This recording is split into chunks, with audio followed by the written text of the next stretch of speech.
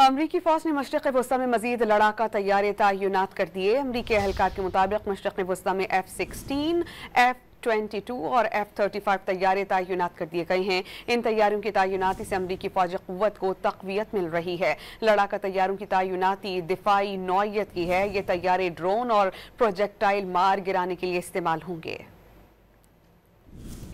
अमरीकी फौज ने मशरिक़ वस्ता में मजीद लड़ाका तैयारे तैनात कर दिए। अमरीकी एहलकार के मुताबिक मशरिक़ वस्ता में F-16, F-22 और F-35 तैयारे तैनात कर दिए गए हैं। इन तैयारों की तैनाती से अमरीकी फौजी क़ुव्वत को तक़वियत मिल रही है। लड़ाका तैयारों की तैनाती दिफाई नौइयत की है। ये तैयारे ड्रोन और प्रोजेक्टाइल मार गिराने के लिए इस्तेमाल होंगे।